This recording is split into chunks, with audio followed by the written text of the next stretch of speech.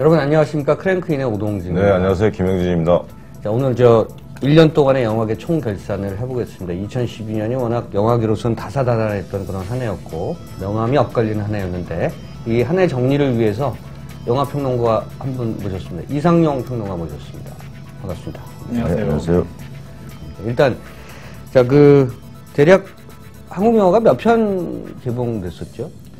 통상적으로 보면 개봉 편수는 한 7, 80편 선 정도가 되는데요. 뭐 올해도 그 숫자가 크게 달라지지는 않았습니다. 근데 좀 재밌는 게 예년에는 통상 제작되는 영화들 보면 100편 이상들이 제작되고 있었는데 계속 그 숫자가 최근 몇 년 동안 줄지 않고 유지가 되고 있다는 것. 뭐 그 힘 중에 하나는 사실 이 수치엔 잡히진 않지만은 저예산 독립영화들이 상당히 이제 많이 제작이 되고 있고 이 영화들이 이제 영화제라든가 혹은 뭐 인디스페이스와 같은 특정 영화관들을 통해서 이제 소구가 됐었는데 요즘 좀 보이지 않는다는 거죠. 그게 이제 한때 뭐 똥파리라든가 무산일기 같은 영화들을 통해서 좀 보이던 시절이 있었는데 뭐 다큐멘터리 몇몇 그 용산을 다룬 다큐멘터리 이런 걸 통해서 이제 보여진 적은 있었지만 대부분 이제 이야기 영화들, 극영화들 중에서 독립영화는 많이 보이지 않았던 한 해가 아닌가 싶고 상대적으로 이제 1000만 돌파한 영화가 2편이나 되고요.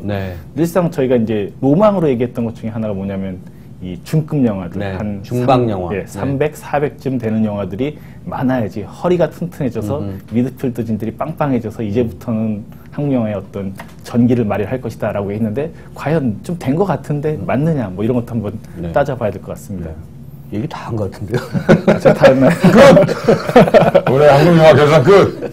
원래 2006년, 2007년 이렇게 영화 산업이 불황이었을 때, 참 안 좋았을 때, 그때 제작 편수가 한 70편 정도 밖에 안 됐었어요. 근데 어쨌든 뭐 저예산 영화까지 포함한다 하더라도 지금 거의 150편에 육박한다는 것은 산업의 저변은 좀 확대했다. 이렇게 좀 볼 수가 있는 거죠. 있죠. 있고 그 결과로서 어쨌든 수치상 봤을 때는 올해 이제 많은 관객들이 들었고 무엇보다 이제 저희가 얘기하는 중방 영화들 이것이 많아졌다는 건 산업적인 측면에서 봤을 때는 어쨌든 뭔가 모양새는 만들어지고 있는 것은 아니냐라고 이제 현상적으로 이렇게 진단을 할 수가 있을 것 같아요.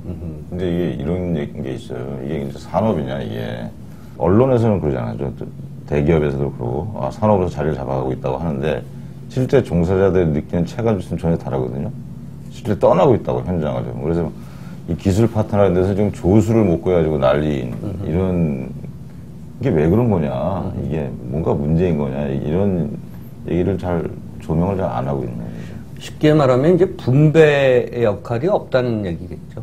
그러니까 크게 보면, 좀 거시적으로 보면, 영화계가 지금 말씀하신 것처럼 진보하지만 하여튼 빈익빈 부익부 현상이 아주 심화되고 있고, 일종의 파레토의 법칙이 아주 극심하게 적용되고 있는 그런 산업 분야가 아닌가 싶고요.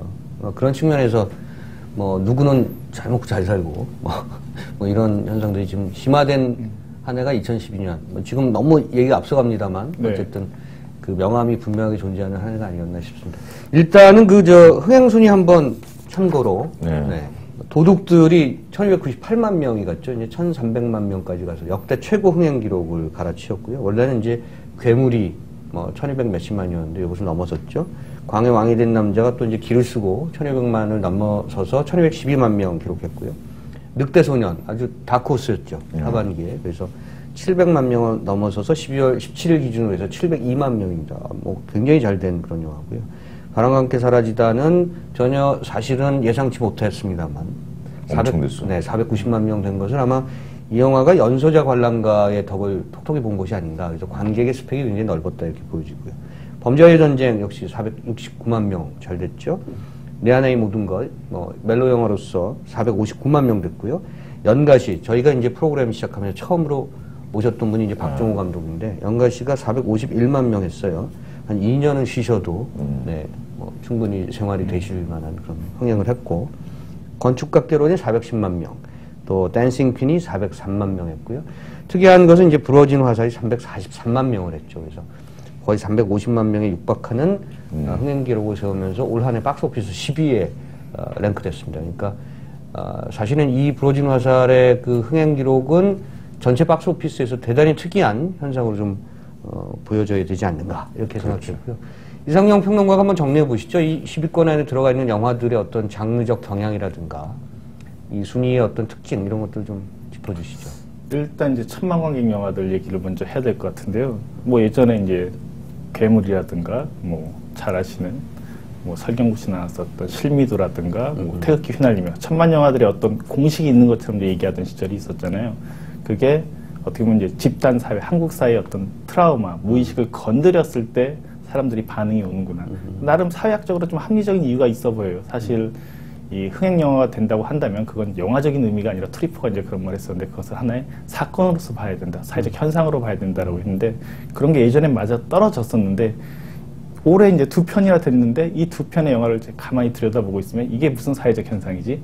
라는 이제 질문이 이제 성립하게 되는 거죠. 그건 일종의 이제 사회적 금기를 건드렸던 소재였었죠, 예전에는. 네. 뭐, 태극기 휘날리면은, 뭐, 6.25 전쟁을 그렇죠. 좀 다른 각도로 다뤘고, 실미도는 북파 간첩이니까. 네. 사회적으로 그동안 얘기하지 않았던 것에 대한 본문을 터뜨렸다는 측면에서 현상을 일으켰다. 근데 이 두 영화는 좀 그렇지 않다, 이렇게 말씀하시는 거죠. 광해 왕이 된 남자는 그런 측면에서 좀 정치적 성향을 좀 갖고 있는 영화가 아니었나요? 뭐 그렇게도 볼 수가 있을 것 같은데요. 뭐 이게 기본적인 서사가 일종의 이제 두 명의 그 동일인물, 일종 왕자와 거지 서사이기도 하고 이런 것들이 정치적으로 익힐 수 있는 소지는 이제 크긴 한데 전체적으로 이제 다른 영화들과 같이 포함해서 봤을 때 상대적으로 도드라진 거지 그 자체로 어떤 정치적인 센 이야기가 있거나 우리에게 어떤 메시지를 주거나 하는 쪽은 분명히 아니라는 쪽이 더 가깝다는 좀 거죠. 지나친 보편성의 어떤 패러다임에 있는 영화죠. 사실 상식적인 얘기잖아요. 뭐 착한 왕이 되는 얘기잖아요. 근데 어느 쪽에서도 근데 뭐 누가 이렇게 선취했잖아요. 뭐 고 노무현 대통령의 뭐 그런 것들을 했다. 뭐 이런 식으로 해가지고 뭐 당시에 그 문재인 전 후보가 가서 뭐 눈물을 흘리고 눈물을 흘렸다. 뭐. 이렇게 보는 사람도 있고 그것도 반대편에서 있는 사람들도 또 그렇게 해석을 하는 측면이 있고 그러니까 실제적인 어떤 정치적 효과를 발휘할 여지는 거의 없었던 영화라고 보고 그런 만큼 이렇게 그러니까 누가 그 영화를 이용하느냐의 문제였지 영화 자체가 갖고 있는 정치적 성향이라든가 또 그런 함의는 적었다 이런 얘기죠. 적었죠. 제가 볼 때는. 도둑들 같은 경우는 그 우리 저 김영진 교수는 대단히 안 좋게 본 영화 아닙니까? 아니 대단히 안 좋게 내가 그렇게 했는데 약해지잖아. 아니, 다른 분들이 다 좋다고 하시길래 저는 그러니까 좋다고 하는데 본인은 안 좋게 본 측면은 뭐였습니까? 일단 그게 뭐 순수 오락 영화라서 뭐 좀 어떤 경지를 보였다라고 얘기하는 거에 일단 반대. 그러니까 순수 오락 영화는 예를 들면 플로팅도 뭐 이런 건 넘어가도 되고 이런 건 아니라고 생각하거든요. 저는 그 영화는 플로팅은 완전 반칙이라고 생각했어요. 이런 식의 플로팅도 있구나. 이렇게 심하게 말해서 어떤 클라이막스를 향해서 가기까지 그 불필요한 인물도 이렇게 쓱쓱 아웃시켜버리는 이런 식의 플로팅이라고 생각했고 그게 강탈 영화의 플롯인데 중반까지 강탈 영화의 플롯인데 관객들하고 같이 이렇게 모의해서 가는 과정 속에서 전혀 엉뚱한 반전을 넣잖아요. 그 보석이 뭐 전혀 엉뚱한 곳에 있었고. 근데 제가 볼 때 그게 너무 이상하더라고. 관객들이 화를 안 내요. 저는 약간 좀 황당했거든요. 아니 저런 반칙이 어딨어. 그 김민석 씨 캐릭터만 알고 있었던 거잖아요. 원래 강탈 영화의 플롯은 그런 게 정석이 아닌데.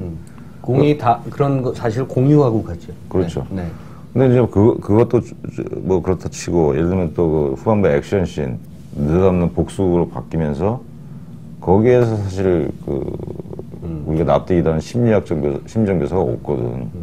없고 오로지 동기부여가 안 되는 거죠. 오로지 액션으로 하는데 또 이제 알만한 사람들은 아는 그 서구의 레퍼런스가 있잖아요. 순유영이라는 그거 한 2000년에 나온 영화인데 그거에 비하면 순도가 좀 떨어지죠. 이게 굉장히 로컬한 영화 같은 느낌이 주는데 그래서 순수 영화로서의 어떤 한 경지를 보였던 건 반대지만 잘 된 요인이 있었을 거다. 제가 받아들이기에는 거기까지. 오케이. 네. 거기까지. 아, 뭐 진짜 안 좋게 봤구만. 아, 내가 좀 좋게 보려고 하는 얘기하는 게 좀 끊어. 그러니까 그런데도 불구하고 거의 1,300만 명의 관객을 모았다. 이건 일종의 그 관객의 배반 현상인가?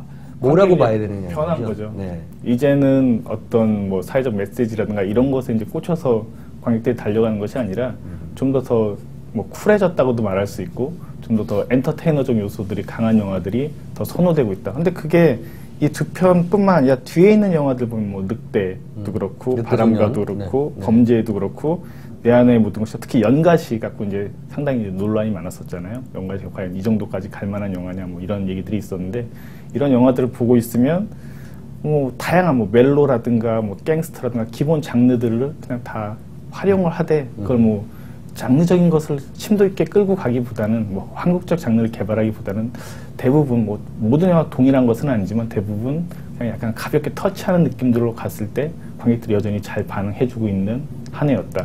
이게 비교할 수 있는 지점이 딱 하나 있어요. 이제 2003년도에 그 이제 웰메이드 영화 붐이 일어났을 때 이제 저널에서 웰메이드란 말을 대거 활용하게 했을 때 그때 중반 영화들이 조금 있었어요. 한 100만, 뭐 200만짜리 영화들이 많았었는데 10위 안에 그때 현상은 뭐였었냐면 좀 뭔가 새롭기 때문에 이걸 새롭다고 정의도 해줘야 되고 한편으로는 좀 구태의연함도 있다라고 정의하면서 웰메이드라는 묘한 합의된 용어를 이제 썼었는데 지금은 이 영화들을 놓고 이제 웰메이드든 뭐든 좀 그렇게 말하기엔 좀 뭔가 민망하고 낯간지럽고 뭐 이런 현상이 도래했다고 볼 수 있죠. 그러니까 연출 자체보다는 기획력이 좋아진 것이 아닌가 하는 생각이 들고요. 제 개인적으로는 기획력이 좋아졌다는 것은 상업적 눈높이를 대거 낮췄다는 거죠. 지금 뭐 우리 뭐 김 교수가 얘기하신 거나 우리 또 이상용 평론가가 얘기하는 것처럼 전문적인 식견이 동원되는 이 방법론은 이제 영화를 보는데 필요하지 않다.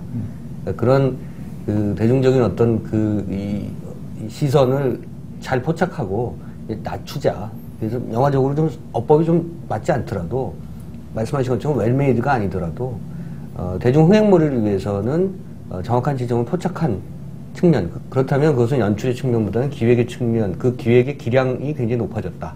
상대적으로 이렇게 볼 수 있는 측면이 아닌가 일단 싶어요. 도둑들은 그 정도의 올스타 캐스팅을 하는 영화는 쉽지가 않고 그렇죠. 네. 그거 자체가 규모를 보여주잖아요. 그리고 해외 로케이션도 굉장히 화려하고 돈을 또 쏟아붓고 그리고 중요한 건 배근력이 엄청났고 또 가장 중요한 건 너무 더웠어요.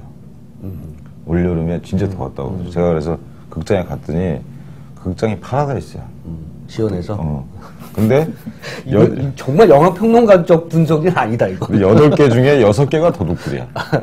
8개 중에 6개가 도둑들이에요. 시원하게 훔치는 영화. 가서 보는데 크게 불만할 건 없어. 아이 시간이 아까워 이런 것도 아니고 다 올스타들이 나오고. 남양으로는 아주. 그리고 아까 좋은 점을 얘기하려는데 못하겠어요. 그러니까 기축고 하고 말이야. 이거는 플롯이 굳이 또. 그게 뭐 오션스 11 이런 거 틀리잖아요. 같이 분배하고 해피엔딩을 하는 스토리가 아니에요. 그 모든 등장인물의 멘탈리티가 이거야. 내가 도둑인데 뭐 훔치는 게 뭐 문제 있냐? 우리끼리 뭐 훔치는 게 문제 있어? 내가 배신한 게 뭐 잘못됐어? 뭐 이런 식으로 당당하게 얘기를 하잖아요. 끝까지. 그리고 전지현 캐릭터는 너무 매력적으로 그려졌는데 끝까지 무수히 참고 못 나오잖아. 그때 김혜수 캐릭터가 하잖아요. 저는 죽어도 돼요. 뭐 이런 식의 굉장히 섬뜩한 말인데 그걸 굉장히 경쾌하게 했죠. 근데 그런 식의 멘탈리티가 관객들에게 속하는 바가 있었을 거예요. 약간 아주 희미하게나마 우리 지금 현재 그 집권 쪽도 다 그렇지 않습니까? 따지고 보면 그런 거에 아주 그 희미하게 호소하는 그런 게 있다. 그게 한국적인 로컬한 색채가 있죠, 사실 보면. 그 해석의 깊이까지 들어가기에는 너무 좀 옅었죠, 사실. 옅었죠. 뭐 그런 부분은. 그러니까 그게 이 영화가 아마 기획적인 측면에서 그 수위를 좀 조절했던 측면이 아니었나 싶어요. 더 깊이 들어가면 아마도 좀 다른 쪽으로 해석됐을 가능성이 굉장히 높은 그런 영화가 아니었나. 한편으로 보면은 좀 사회적 의미를 담보한 뭐 흥행순위에는 들어가 있지 않지만 그런 영화들도 그 어느 해보다 양산된 그런 한 해가 아니었나. 뭐 브로짐 하자를 포함해서 아까 뭐 언급하셨지만 그 두 개의 문 또는 뭐 NBA 추억 뭐 이런 등등의 영화들도 화차 뭐 등등의 영화들도 계속 그 만들어진 그런 시기가 아니었나. 이런 측면들은 또 어떻게 봐야 되는지. 근데 뭐 영화계가 다 한쪽으로 쏠려 있지는 분명히 않겠죠. 뭐 정정 감독님이 대표적인 어떤 지금의 앞선 자리에 있는 사람이라고도 이제 보여지는데 그러다 보니까 이제 판 자체는 전체적으로 보면 그렇게 짜여져 있긴 한데 거기에 대해서 투자되는 규모나 관심을 쏟는 층들은 대단히 이제 제한적으로 보인다는 건 분명한 차이인 것 같아요. 실제로 두 개의 문 같은 경우도 6만 정도의 관객이 들었으니까요. 7만 들었죠. 네, 7만. 네. 네. 그러니까 그 숫자를 따지고 보면 그것이 스포트라이트를 받고 관심을 받는 거에 비해서는 사실 실제 그 영화를 보러 간 관객들은 상당히 좀 적었다. 10만도 못 들었던 거죠. 그러니까 그렇게 따지고 보면은 정말 정재 감독님이 거의 혼자서 다 끌어올려놓고 있다라고 할 수 있는 정도가 되는 것 같고, 어떻게 보면 이 사회 고발 영화라는 게 나름 그 시스템 안에서 스스로 생긴 일종의 자정력 내지는 어떤 창구 같은 그런 느낌도 한편으로 있긴 해요. 근데 그게 언제까지 갈 수 있을 것이냐, 이 자본이 점점 좀 침윤돼서 들어오는 영화계라는 곳 속에서 그들이 언제까지 어떤 나름 순정주의나 진정성을 가지고 버틸 수 있을 것이냐라는 것은 참 불안불안한 싸움이기도 한 것 같고, 그걸 예전에 막 국가적으로 풀어줘야 된다, 뭐 정책적으로 풀어줘야 된다, 이제는 그럴 가망성 별로 없을 것 같고요. 그렇다고 한다면 우리가 어떻게 창구를 좀 만들어서 좀 다변화적인 영화제를 제외하고 또 일상의 어떤 상황 속에서 극장 가서 그걸 소구하고 볼 수 있겠느냐. 재밌는 게 결국 1000만을 돌파했던 두 편의 영화가 슈박스하고 CJ 영화였었거든요. 그 회사들이 무너져가고 있을 때 다 살린 영화들이 되어버렸다는 거죠. 결국 자본의 규모력을 가지고 있는 이 두 회사는 자본을 통해서만 살아날 수 있다는 것을 올해도 어김없이 증명해줬기 때문에 어쩔 수 없이 이런 좀 다른 얘기를 하는 영화들도 살아나기 위해서는 이 자본 속에서 어떻게 살아갈 것인가에 대한 고민을 그 어느 때보다 이제 철저히 해야 되는 시기를 맞이했다고 할 수 있을 것 같아요. 저는 약간 다르게도 봐요. 네. 사회적 아젠다가 있는 영화들, 올해 나왔었던 그런 영화들이 갖고 있는 그런 여러 가지 측면들이 좀 진일보된 그런 경향성도 있습니다. 그러니까 수용자적인 측면에서 봤을 때는 일단 그 현실의 언론, 언론 아주 크게 봐서 현실의 미디어가 그 제대로 그 사실, 진실을 반영하지 못하기 때문에 거기에 대한 어떤 부족함, 갈증 이런 것들이 아마 영화 쪽으로 몰린 것 같은 그런 느낌이 들고요. 그랬을 때 그 이런 영화들이 단순하게 이제 선언적인, 주제의식이 굉장히 선명한 선언적인 메시지를 던지는 그런 영화적 형태로 나왔다면 성공하지 못했을 거라고 생각하거든요. 근데 이런 류의 영화를 만드는 작가들, 감독들이 좀 이제 생각들 달리한 것 같아요. 그러니까 대중적 화법을 어떻게 만들어서 대중들에게 그 접근할 것인가. 그랬을 때는 스토리를 어떻게 강화해야 될 것인가. 브로진 화살 같은 경우가 이제 대표적인 케이스라고 생각하고요. 다른 영화들도, NBA 추억 같은 경우도, 물론 작은 영화로서 아주 적은 관객들을 모았다고 평가되지만, 그 스펙 안에서는 굉장히 흥행에 성공했다고 생각을 하고요. 그런 영화들이, 단순하게 어떤 그 다큐멘터리적인 팩트를 나열하는 것이 아니라, 뭔가의 스토리, 이야기, 내러티브 구조를 짰잖아요. 그래서 대중들에게 접근할 수 있는 그 용의점들을 포착했다는 것, 그런 것들을 작동시켰다는 것이 예전에 나왔던 그런 사회적 화법의 영화들과 비교해 봤을 때 굉장히 진일보한 그런 측면이 있다. 그래서 이런 영화들은 향후에도 계속 발전 가능성이 있다. 저는 이렇게 보고 있죠. 근데 전 마찬가지로 그 얘기를 아까 이제 저희 흥행 영화를 진단하실 때 기획 영화 어떤 기획이 좀 커졌다라고 말하는 것과 똑같이 돌려드릴 수 있을 것 같아요. 말하자면 요즘 이런 쪽 사회성의 어떤 영화들도 어떤 기획을 가지고 있느냐가 이슈가 된다는 거죠, 궁극적으로는. 그래서 뭐 트루만 쇼를 이제 NBA 추억 감독이 이전에 만들었었잖아요. 그거 보고 있으면 어떻게 보면 영화적으로 새롭다기보다는 어떻게 우리가 이 세상을 볼 것인가에 대한 여전히 기획이 필요하구나. 그랬을 때 관객들이나 미디어도 여전히 반응하고 관심을 갖는구나. 이건 이제 기획이라는 측면은 아까 이제 통찰하신 그대로 따라가자 보면 큰 영화든 작은 영화든 어느 방향에 있는 영화든 지금 다 요구가 된다는 점에서 보면 한편으로는 좀 사적인 영화, 아주 그냥 실험적인 영화 이런 것들은 이제 더 이상 시장 안에서 이렇게 들어갈 수 없는 진짜 영화제용 영화밖에 안 되겠구나라는 생각이 씁쓸하게 들기도 합니다. 그 대목에 대해서는 뭐 하실 말씀 없으신지, 사회적 주제의 영화들에 대해서. 아니 그런 영화들은 제가 볼 때 앞으로 계속 꾸준한 흐름으로 이어질 것 같다는 생각이 드는데, 근데 자본의 견제는 받고 있잖아요. 도가니도 사실 거의 앵벌이 하다시피 해서 모아서 찍은 영화고, 그렇죠. 근데 잘 됐죠. 브로진 화살이야 뭐 저예산이고, 또 뭐 화차 같은 게 있는데, 화차 같은 경우는 추리 소설 원작을 갖고 장르 영화의 어떤 그 균형을 잡고 이렇게 시작한 영화고, 이러기 때문에 기본적으로 자본의 견제를 받는다는 거지. 그리고 기획이라는 거는 늘 필요한 거지만 시장에 나올 때.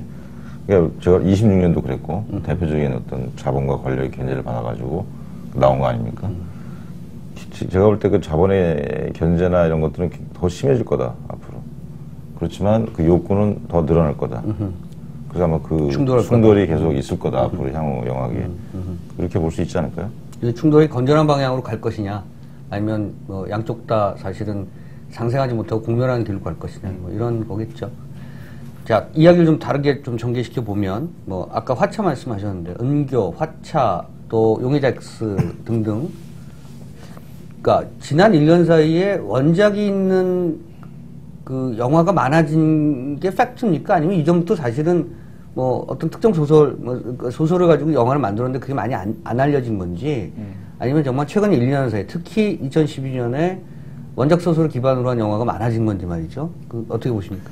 최근 증가 추세이긴 했었어요. 근데 이제 중요한 지점 중에 하나는 일본 그렇죠. 소설이 유행했던 게 한 3, 4년 전이었었거든요. 그때 이제 교보문고에 가면은 베스트셀러 목록에 다 일본 소설이었었고 뭐 미야베 미우키, 뭐 네. 히가시노 게이고 뭐 다 난리였죠. 그래서 그때 판권을 잡아야 된다. 뭐 오쿠다 히데요코 또 이제 남쪽으로 튀어도 그렇고요. 이런 것들이 이제 잡혀서 성과가 일정 정도 나왔던 게 이제 올해다라고 볼 수 있을 것 같고 그 과정 속에서 화차에 이제 한국 영화 버전이 나왔었고 용의자 X도 역시 또 일본 영화도 있음에도 불구하고 또 한국 영화가 나와서 뭐 약간 마니악한 측면에서는 비교해서 보는 재미가 있죠.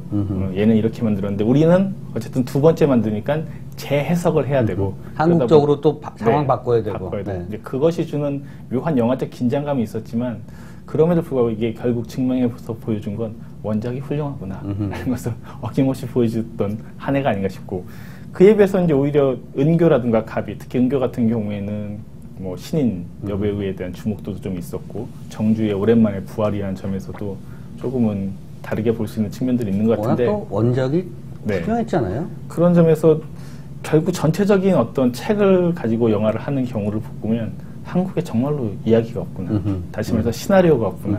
요즘 정말로 1차적으로 죽은 건 산업적인 측면에서 봤을 때 시나리오 작가군들이 어느 순간 이제 대부분 잘 쓴다는 사람들은 다 감독으로 데뷔했어요. 김대우 포함해서 다 감독으로 데뷔한 지 오래고 이제 정말로 이야기꾼으로서 생존하는 것이 불가능한 시스템이 됐을 때 감독들이 쉽게 가져오는 방법은 글 쓰는 거 힘들잖아요. 시나리오 쓰려면 거의 1, 2년 동안 땅 파야 되는데 그냥 원작을 가져온다. 그렇죠. 네. 그게 더 빨라지는 시대가 됐고 그것도 역시 산업적인 요구와 맞물리는 흐름을 보여주고 있다라고 그러니까 정리할 수 있을 것 같아요. 전업 작가로서의 시나리오 작가가 줄어들었거나 그런 그 층이 그 결이 얇아졌다는 것을 분명히 인정을 하고요. 다만 또 한쪽에서 보면 일본처럼 장르 문학이 상대적으로 발전하면 시나리오가 좀 줄어드는 그 추세를 좀 역전시킬 수 있는 어떤 방향타가 될 수 있지 않겠는가. 그런데 문제는 한국의 장르 문학이 일본처럼 뭐랄까 이렇게 좀 풍성하거나 이러지 않고 거기에 그 전중만한 어떤 작가군들이 없다는 것. 이것이 이제 상대적으로 그렇지. 문제가 아닌가 뭐 이런 생각이 드는데. 그 할리우드도 사실 한 70% 정도는 다 그렇죠. 장르 문학. 원작 소설 기반으로 옛날부터 그랬어요, 사실. 그리고 우린 자꾸 옛날 그 문사 기질이 있어가지고 오리지널 시나리오를 되게 중시하는데 그런 건 아니었죠. 영화 산업이라는 거는 뭐 굳이 안에서 이렇게 생산을 해. 검증된 이야기를 작가들 갖고 와서 있으면. 네. 이게 하는 게 원래 산업적 룰이죠, 사실. 뭐 할리우드에서도 원작 사는 게 1인 부서가 예산이 엄청 크잖아요. 그게 다 당연하다고 보는 건데, 근데 말씀하신 대로 우리 자체적으로 생산되는 대중문학의 그 결이 좀 약해. 그래가지고 우리는 문학 제도 안에서 인정받는 소설가들의 그 작품들 되게 지식인 자의식이 강하고 일단 보면 사건이 없어. 그런 소설 읽어보면 뭐 그냥 나가가지고 뭐 여행하다가 돌아오고 뭐 이런 얘기야. 뭐 그러니까 당연히 영화로 끌어들일 만한 소재가 좀 별로 없고 그런 차이가 있는 거죠. 그리고 또 한편으로 보면 지금 이제 한국의 독자 수준은 상당히 높거든요. 관객도 마찬가지고. 그러다 보니까 어지간한 장르 소설들 다 경험을 했어요. 그렇죠. 가까이는 일본도 그렇고 뭐 최근에 나온 게 이제 필립 K. 딕 선집이 장편들이 거의 다 번역돼서 나와 있거든요. 뭐 심지어 뭐 스티그 라로손에다가 네. 유온 에스백까지 북구 작가들 다 스칸디나비아 본도 네. 작가들도 다 지금 네. 소구하는 이런 시절을 겪다 보니까 웬만해서는 내가 장르 소설 쓰겠다라고 이렇게 선언하기가 너무나 이제 두려운 시점이 되어버린 것 같아요. 출판의 현실은 보면 너무나 높아져 버렸고 상대적으로 그걸 닥쳐야 되는 어떤 작가들이 만들어지는 시기 때 그게 단절이 되어버린 거죠. 그래서 약간 공백이 생겨버리면서 우리도 이제 결국에는 지금 화차나 지금 용의자 X가 딱 보여주는 것이 결국엔 그럼 가까운 거 사와 라는 게 더 빠른 판단을 하게 된 거잖아요. 그와 마찬가지로 이제는 뭐 중국이든 뭐 동아시아의 어떤 다른 나라의 장르 소설들을 사오는 쪽에 관심들 더 많이 기울일 것 같은데 근데 그런 점에서 이게 좀 접점이 안 생긴 건 딱 하나가 있습니다. 뭐냐면 한국은 특이하게도 미국은 말씀하신 대로 이 출판계가 영화계가 되게 가깝거든요. 뭐 피츠제럴드가 옛날에도 보면 시나리오 쓰고 해밍웨이도 시나리오 쓰고 했던 시절들이 있었는데 40년대 50년대. 근데 한국은 이게 서로 잘 이렇게 소통을 안 해요. 내향을 안 하고 이렇게 늘 팔짱 끼고 바라보고 있는 그런 구조이다 보니까 이게 본격적인 문학이든 아니면 뭐 장르적인 문학이든 서로 소통할 수 있는 무대가 좀 잘 안 만들어진다는 점에서 사실 외국에는 뭐 북드 필름이나 북포 필름 같은 그런 마켓 행사도 많이 이제 그렇죠. 일어나고 저번에 박찬욱 부산 영화제 때 했었죠. 네, 네. 박찬욱 감독 만나니까 그 필립 케이딕 딸을 만났었는데 뭐 케이딕 것 중에 하나 해주시면 어떻겠냐 뭐 이런 게 이루어지고 있다라고 얘기하거든요.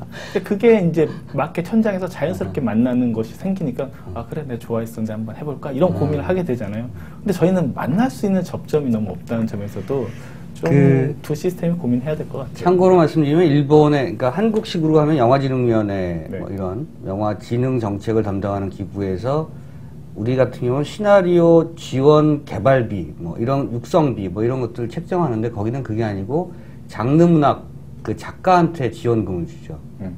그러니까 소설을 쓰는 사람한테 영화계에서 돈을 주는 거예요. 그러니까 영화계에서는 소설을 쓰는 사람이 영화의 원천이라고 하는 것들을 판단하기 때문에 이 근본들을 자기네들이 육성하지 않으면 영화 쪽이 풍성해질 수 없다. 이런 식의 정책적인 방향도 조금 좀 추진할 필요가 있다. 좀 그런 것들은 좀 벤치마킹할 필요가 있다고 이렇게 생각을 합니다.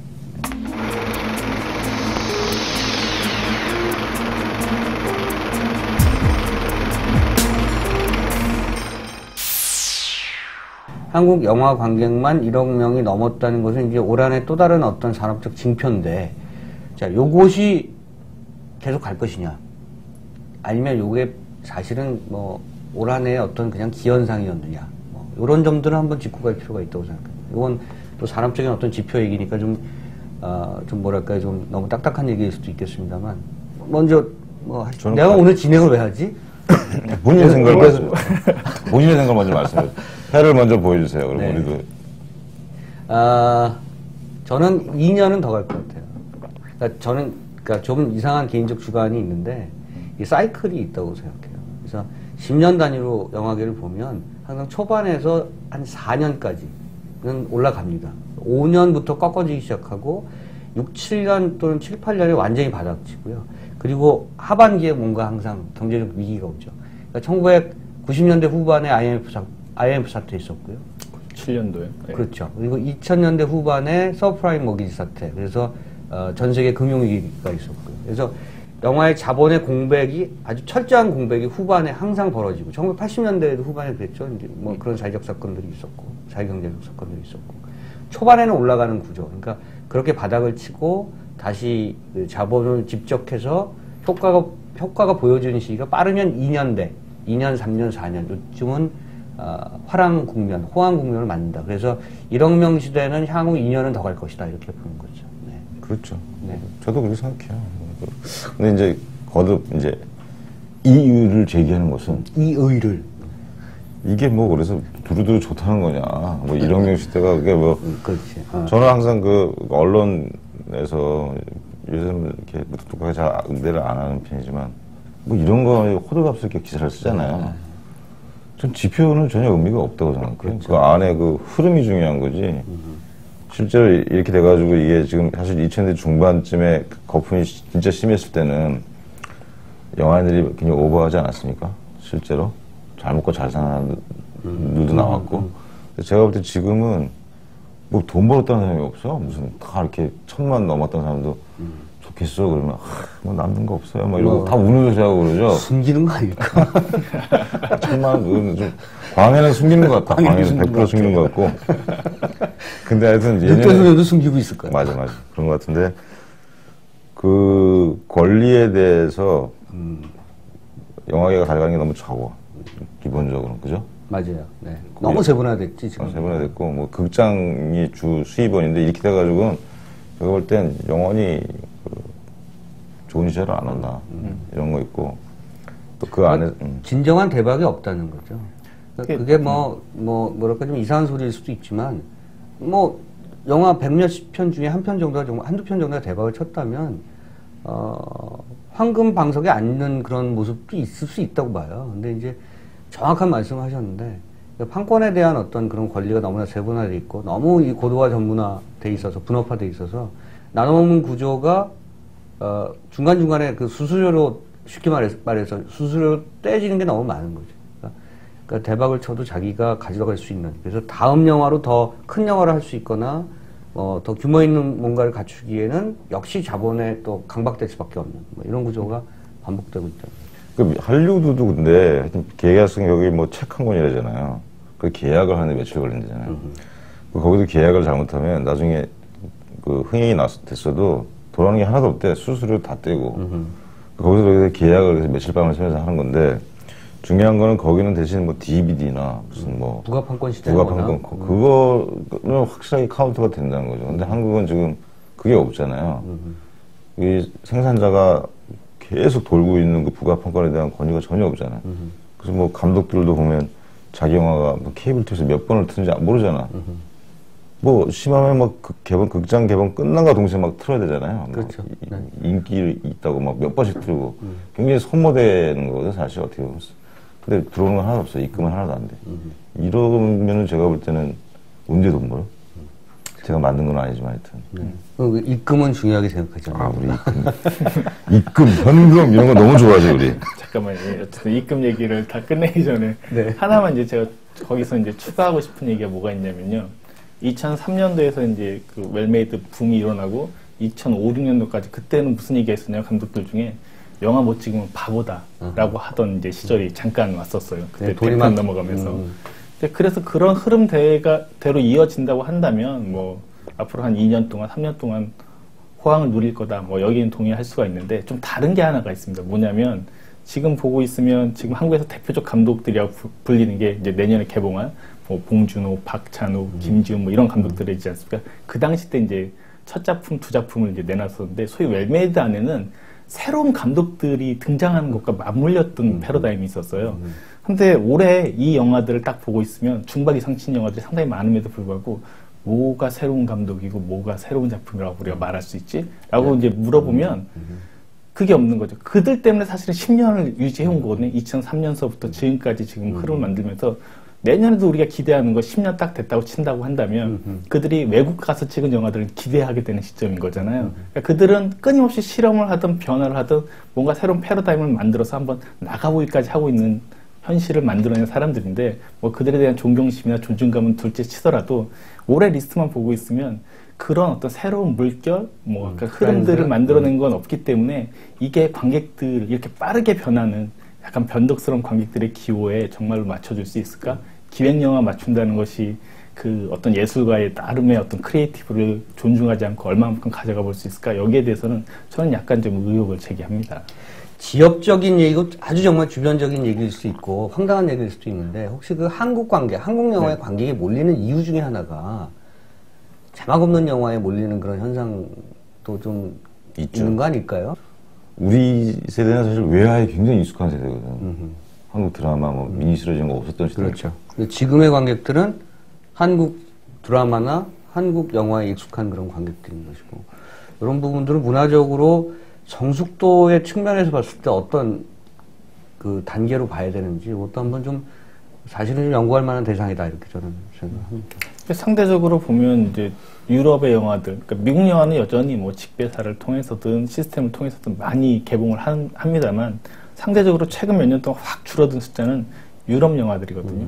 뭐 아시아는 뭐 인도 같은 몇몇 나라를 제외하고는 아시아 영화는 늘 안 봤었고요. 그랬을 때 유럽 영화는 그래도 옛날엔 그래도 오랜만에 프랑스 영화 하나 봐야 되지 않겠어? 뭐 이런 분위기가 있었는데 지금은 정말 프랑스 영화도 팝콘 같은 프랑스 영화들 몇 개 제외하고는 배송 잘 안 본다는 거죠. 그런 점에서 보면 관객의 기호가 거의 한국 영화 중심으로 이제 편제가 되어 버렸고 그러다 보니까 소위 말하는 뭐 저도 그렇게 쓰기 좋아하는 용어는 아닌데 다양성이라는 게 조금 없어진 시대라고 그러니까 내가 놀란 게 그 론 쉐러픽이 만든 원데이 같은 영화가 워낙 데빈 니콜스의 원작도 젊은이들이 굉장히 좋아할 만한 그런 작품이었고요. 영화도 사실은 앤 해서웨이와 또 짐 스타게스 같은 아주 청춘 스타급이 나오는 작품이거든요. 저는 그 영화가 개봉됐다고 그래서 이 영화가 좀 잘 될 것이다 이렇게 생각했는데 보니까 퐁당퐁당 상영이에요. 교차 상영을 하고 있더라고요. 그러니까 그만큼 영국 영화고 영국을 배경으로 하고 파리로 왔다 갔다 하지만 이런 부분에 대해서 관객들의 소구가 적다고 판단하는 거예요. 이제 극장 쪽에서는. 그러니까 아예 확대 개봉을 안 하는 거죠. 그러니까 앤 해서웨이 정도가 나오는 영화가 이렇게 확대 개봉을 그러니까 개봉을 정상적으로 안 한다. 이런 것이 저는 굉장히 좀 뭐랄까 이렇게 놀랄만한 일로 받아들여졌고 확실히 극장의 어떤 여러 가지 트렌드가 다른 방향으로 뭐 올바른 방향은 아닌 것 같고 좀 이상한 방향으로 작동하고 있다는 그러니까 생각이 평론가들에게는 최악의 시장이지. 이 한국 영화 이 시장이. 그러니까 예를 들면 90년대까지만 해도 왜 피아노, 뭐 그렇죠. 아빠 스케일스타의 내 친구의 집은 어딘가 이런 게 흥행이 됐거든. 그런 영화들이 젊은 관객들이 많이 보러 왔다고 그런 영화를. 근데 지금은 그런 영화들의 존재감 자체가 없고 시장에 일단 안 걸리고 그리고 그게 선호하지도 않아요. 그래서 요즘 새롭게 재편되는 현상이 평론가들에게 글이 요구되는 게 아니고 퐁당 상영되고 있는 극장에 가서 해설을 해주는 거야. 혼자서 그것도. 혼자서. 그러니까 이게 옛날처럼 이렇게 탁 전체 시장을 보면서 이런 영화 개봉했습니다. 그러면서 글을 쓰는 게 아니고 그래서 이렇게 숨어 있으니까 그 숨은 어떤 그 개토화된 지역에 가가지고 해설을 해주는 거죠. 관객들 100명, 200명 놓고 해설하는 거죠. 그 이제 감독이 와서 또는 배우가 와서 같이 대화하면 좀 덜한데 그 외화를 가지고 해설하고 있는 거 참 쉽지 않은 일이잖아요. 이제 그런 것 요즘은 페이스 투 페이스로 서비스해야 되는 시대예요. 그래서 이제 자주 하시는 거 제가 가끔 멀찍하게 보고 있는데 입금은 잘 되나요? 그런 것들은? 노 코멘트 하겠습니다. 입금되는 것도 있고 사회봉사 차원에서 하는 것도 있고 섞여 있습니다. 네. 내년도 영화 얘기를 좀 잠깐 하고 뭐 자리를 정리하도록 하죠. 아까 박찬욱, 김지훈 등등 영화 얘기를 하셨는데 해외파로 이제 분리를 해야 될 것 같아요. 분류를. 지금 대표적으로 주목받고 있는 영화가 몇 편이죠? 지금 한 4편 정도 된다고 보여지는데 뭐 가장 기대하는 게 아마 봉준호 감독의 설국열차. 그렇죠. 지금 네. 이제 후반 작업 거의 이제 후반 단계인 네. 걸로 알고 있는데 설국열차가 어떻게 나올까? 네. 뭐 아마 최고의 기대작이지 않을까 초미의 싶어요. 관심사고 유수환 감독도 이제 베를린에서 베를린, 영화 네. 찍었죠. 베를린이라는 영화를 찍었고 그리고 박찬욱의 스토커가 있고 또 김지훈의 라스트 스탠드. 네, 아놀드 슈왈츠제네거가 네. 찍었던 영화. 이 네 편이 사실은 어떻게 보면 내년도 한국 영화의 어떤 새로운 흐름을 만들 수 있거나 만들지 못하거나 뭐 이런 기준점이 되지 않을까. 어떤 작품을 제일 기대하십니까? 스토커? 아니요, 공식적인 자리에서는 무조건 스토커죠. 아, 그럼 비공식적인 자리에서는 설국열차. 근데 왜 이게 뭐야 지금? 내가 이게 공식적인 공식과 자리에서 비공식을 왜 나누는 거예요, 도대체? 아니 그 애정은 박찬욱 감독에게 더 많고 제발 이렇게 더 뻗어 나갔으면 하는 마음이고. 근데 규모나 이런 거데 완전 컨트롤하면서 찍을 수 있었던 건 설국열차잖아요. 봉준호라는. 근데 박찬욱 감독은 사실 완전히 컨트롤하면서 찍을 수 있는 상황이 아닌 상태에서 할리우드에 가서 찍은 거고, 봉준호 감독은 자기가 컨트롤 할 수 있는 조건에서 찍은 거니까 좀 차이가 있죠. 뭐 박찬욱 감독이 뭐 싫어하는 표현일 수도 있지만 이상하게 느낌이 설국열차는 좀 메이저 느낌이 더 강하고 마이너 느낌은 아니지만 여기는 조금 비메이저 느낌이 좀 강한. 아니, 실제로 비메이저, 미국에서는 그렇죠? 비메이저죠. 인디펜던트죠. 폭스 서치라이트에서 만든 거니까. 내용 자체도 근데 그 작품이 갖고 있는 내적인 그런 파워도 좀 그런 측면이 좀 분류되지 않을까. 그래서 박찬욱 감독이라고 하는 작가주의적 성향이 미국의 매니아층 관객들을 어떻게 포섭할 것인가. 대중관객이라기보다는 뭐 그런 측면들이 더 스토커에 좀 몰려있는 것 같고 설국열차는 좀 글로벌한 관객들을 다 가져갈 것 같은 느낌이 들어서. 실제로 이제 올해 그 체코에 있는 영화제 중에 이제 오래된 동유럽의 창구인 이제 카를로 비바리 영화제를 갔었는데 거기서 이제 동유럽 영화 수급 때문에 체코 프로듀서를 여러 명 만났을 때 그들이 한결같이 했던 얘기가 뭐냐면 얼마 전에 봉이 프라하에서 찍고 갔다. 우린 너무 기대된다라는 얘기를 이제 저한테 계속 하더라고요. 그래서 저도 약간 이제 잊고 있었고 무심해 있었는데 이게 동유럽에 지금 이제 체코나 폴란드나 이런 데서는 상당히 영화 산업이 좀 올라가고 있는 그런 추세이기도 하거든요. 그런 곳에서 한국에서 유명한 감독이 와서 이렇게 찍고 있는 거에 대해서 이렇게까지 뜨거운 반응을 보내고 있구나.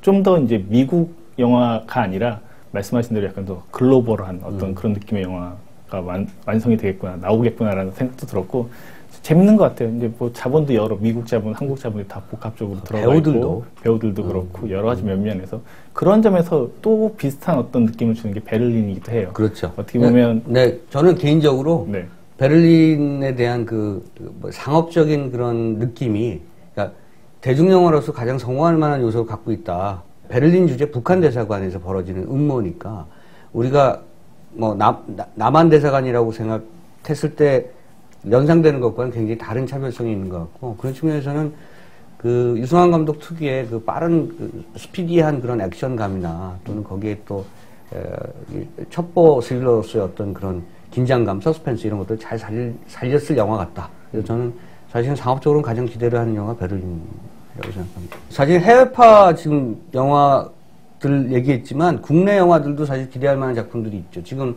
말씀하신 강호석 감독의 전설의 주먹도 상당히 파워풀한 그런 그 영화로 나왔다. 이런 지금 소문이 자자하고 강호석 감독의 회심의 역작이다. 뭐 이런 뭐 얘기들도 있고요. 그 외에도 또 몇 가지가 있죠. 그 최민식 씨하고 이제 황정민 씨, 이정재 씨 어떻게 보면 이것도 이제 화려한데 신세계라는 영화도 네. 있고요.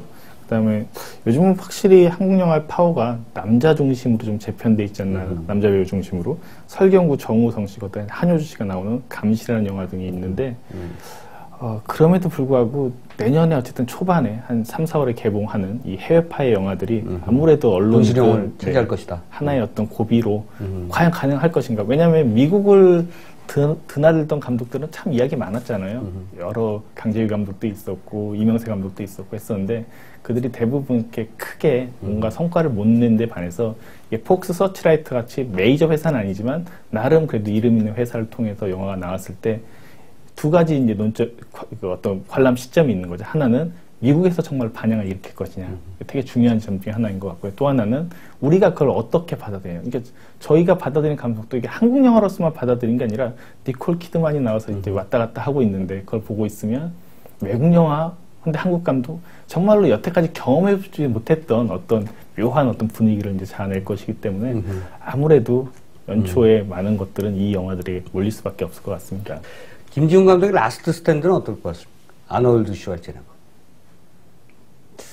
그게 뭐 재밌대는데요? 네. 본 사람들 재밌대. 근데 그게 저거보다는 나을 것 같아요. 그 553이 할리우드 가면 항상 가면 장크로드 반던가 그런 서욱도 그러고 막 그러잖아요. 그런 규모의 사실 예산은 그렇게 뭐 높지 않은 영화거든. 그게. 근데 그거보다 훨씬 스타일리시하게 잘 나왔다는 얘기가 있으니까 저는 모르겠어요 아직. 네. 그때 이제 김지훈 감독이 정말로 이제 필요로 하면서 요구했던 게 뭐냐면 가서 아놀드가 하겠다고 한다면 계약서를 써야 되는데 자기가 정말로 원하는 건 리암 니슨이었죠. 네, 그렇기도 하고 또 한 가지는 뭐냐면 한국과 시스템이 너무 다른 거죠. 이들 감독이 갖고 있는 가장 큰 어려움은 아마 시스템의 문제였었는데 거기는 종 딱 치면 퇴근하는 문화잖아요. 저희처럼 감독들이 계속 대기하고 있으면 스태프들이 24시간 촬영 대기하는 그런 시스템이 아니기 때문에 자기는 편집권 없어도 된다. 하지만 회차는 한 회, 두 회만 더 늘려도 좋을 것 같다. 회차 문제였었거든요. 그게 성립이 되면 영화를 찍겠다고 했으니까 아마 그 안에서 이미 판단하고 갔기 때문에 전 나름대로 또 장르적 이야기를 잘 만들 거라는 기대감이 있습니다. 그 한국 영화가 붐을 일으키고 잘 되기 시작한 것은 정치적으로 오픈될 때부터 그랬잖아요. 잘 지켜보시면 김대중 그 국민정부 시절부터 영화가 산업적인 어떤 기틀을 다진 거고요. 이명박 정부 시절에는 초기에는 굉장히 어려웠었던 뭐 아까 말씀드린 서브프라임 모기지 사태도 있었고 그렇게 봤을 때 향후 5년간 내년부터 해서 영화 산업이 어떻게 그 궤도를 어떻게 탈 것인가가 굉장히 중요한 지점일 것 같은데 어떻게 보시나요? 그러니까 기획영화 중심으로 계속 끌어간다면 네. 그렇게 된다면 아무래도 눈치 보겠죠. 그럴 수밖에 없는 환경이 만들어져 있다고도 보여지니까 그렇다고 한다면 그래도 뭐 지금 소리 자체가 아주 센 것은 없기 때문에 이미 그걸 스스로 낮춰놓은 것 같아요. 그래서 아주 큰 걸림돌이 되거나 그렇다고 해서 또 어떤 표현의 작품들을 뭐 들이댄다고 해서 지금 뭐 옛날처럼 이렇게 제재를 하거나 하는 건 분명히 아니기 때문에 분위기 기존은 기본적으로 비슷할 것 같은데 문제는 저는 가끔 그런 생각이 들어요. 검열에서 가장 무서운 건 뭐 영등에서 딱딱딱 도장 때리는 게 무서운 게 아니라 자기 안의 검열이 아닌가 싶은 생각이 들거든요.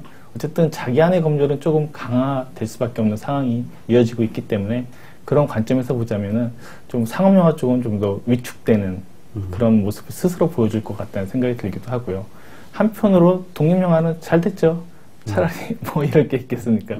이게 때 한번 더 질러보자라면서 뭐 MB의 추억이 아닌 더한 추억에 대한 추억담들이 나올 수도 있기 때문에 그런 점에서 보면 여전히 뭐가 나올지 참 기대되는 측면이 있습니다. 저는 어둡게 봐요. 그러니까 이게 뭐 정치적 검열이 문제가 아니고 사실 자본의 검열이 굉장히 더 중요한 시대가 됐고 지금 이미 그리고 실제 지금 문제는 대자본이거든. 이 대자본 중심의 이 독과점 구조를 정부에서 어떤 정책적 기조를 가지고 개입을 하느냐 이게 중요한데 사실 참여정부 때 그걸 잘 했어야 되는데 그걸 못했어요 제대로. 말만 무성했지. 근데 그 이명박 정부 와가지고 그게 아예 차단돼 버렸지 않습니까? 거의 컨트롤 타워 역할에 무심하다고 아무 생각이 없어요. 근데 제가 볼 때 이 정부 들어서는 더 심하면 심했지 나아질 건 하나도 없을 거고 진짜로 중요한 건 정부가 이렇게 흐름을 보고 어떻게 컨트롤 타워 역할을 하면서 어떻게 개입을 할 거냐. 근데 지금 그런 어떤 오픈된 그런 방향성이 되게 중요한 건데 그 영화계 분위기를 보면 아시잖아요. 참여정부 때까지는 얼마나 영화계에서 말이 많았어요. 무슨 어떤 사안들에 대해서 툭하면 막 성명서 나오고 단체 행동하고 그러면서 가는 어떤 흐름들이 있었는데 이명박 정부 이후에는 조용하잖아요. 모든 사안에 대해서. 그 앞으로 그 기조가 연결될 거고 사실 눈에 보이지 않는 필요는 자본의 검열이거든요. 사실 권력의 검열은 진짜 속된 말로 악학 때문에 싸워서라도 있는데 자본의 검열은 진짜 계속 잔펀치 맞으면서 가는 거거든. 그러니까 대표적인 게 우리 프로에도 출연했던 민병헌 감독이 사실은 굴업도라는 다큐멘터리를 찍었었죠. 환경영화제 개막작이었고 올해 취소됐었죠. 그 취소된 사연은 굴업도와 관련된 대기업이 그 개막작 상영을 중지하도록 요청을 했고 영화제가 그것을 받아들인 케이스였고요. 아마도 2012년도 한국영화계에 있어서 가장 어렵고 수치스러웠던 일 베스트 몇 개를 꼽으라면 그 중에 하나가 이제 굴업도 사건 같은 거였는데 그 영화 다큐 사건 같은 거였는데 그것도 사실은 주목도 못 받았어요. 제가 제일 두려운 것은 지금까지 5년은 그래 대립됐던 뭔가의 어떤 그 상대가 있었던 시기였다고 생각합니다. 잘 안 풀렸지만. 근데 앞으로 5년에서 제일 두려운 것은 그런 표현을 했잖아요. 김 교수가 무심한. 모르는 사람들이란 거죠. 이 부분에 대해서 영화에 대해서 모르는 사람들 또는 영화에 대해서 관심이 없는 사람들. 이거는 자칫하면 그 국내 영화 산업이 무덤으로 가는 길 수 있다고 생각하고요. 그러니까 나랑 의견이 다른 사람도 힘들지만 더 힘든 것은 의견도 다른데 관심도 없는 사람, 대화조차 안 되는 그런 케이스라면 굉장히 힘든 어떤 그런 굴곡의 과정을 거치지 않겠는가 이런 생각 때문에 좀 두려운 그런 시기가 도래한다 이렇게 보는 거죠. 네. 근데 냉소에 빠져서는 안 될 것 같아요. 어차피 뭐 5년을 버텨왔는데요. 냉소에 자꾸 빠지게 되면 뭐 해봐야 되겠어? 뭐 이런 생각을 자꾸 하게 되니까 그럴 때 있어서 해볼 수도 있을 것 같고 뭐 이게 뭐 심기일전하자는 얘기까지는 아니지만은 요즘 제일 저는 이제 두려운 게 스스로 냉소주의에 빠지지 말아야지라는 말이 아닌가 싶습니다. 이 정책을 하는 사람은 항상 선제적인 뭔가를 해야 됩니다. 무슨 일이 벌어질 것이다. 이 산업 내부에. 그러면 선제적인 조치를 취할 수 있는 어떤 그런 식견이 있어야 되는 거거든요. 물어보면 가장 좋았던 영화는 뭐 이렇게 물어보면 윌리엄 와일러의 배너 같은 영화 얘기하고 이런 식이면 좀 곤란하다는 거죠. 그래서 항상 현재적인 어떤 자기 어떤 그 견해와 관점을 갖고 있는 사람이 영화 정책을 좀 이끌었으면 좋겠다. 이것이 이제 2013년을 바라보면서 마지막으로 좀 드리고 싶은 그런 얘기가 아닌가 싶습니다.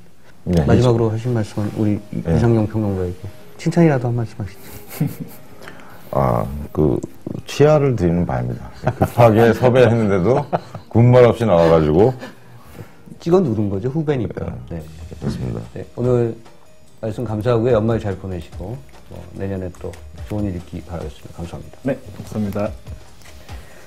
자, 많은 얘기 했습니다만 2012년 어쨌든 말 그대로 진부한 표현입니다만 다사다난했던 그런 한 해였던 것 같습니다. 잘 정리하시고 영화는 늘 새로운 것을 추구하고 2013년에도 좋은 영화 또 새로운 영화 많이 나올 겁니다. 그래서 영화를 통해서 많이 힐링 되시고 희망 가지시고 좋은 일 많으셨으면 좋겠습니다. 네, 저희는 물러가겠습니다. 감사합니다. 네, 오늘 마치겠습니다. 감사합니다. 네. 좀 이렇게 싸가지 없는 평가를 볼 거예요. 시라로 실명성. 실명성. 그거 아닌데? 딱 그러면 우리 딱 열받아가지고 왜 아닌데? 뭐가 아냐? 막 이러면서 막. 이정희 이후 싸가지 없으면 이제 사람들이 안 받는. 꼭 토를 다는 애들이 있어요.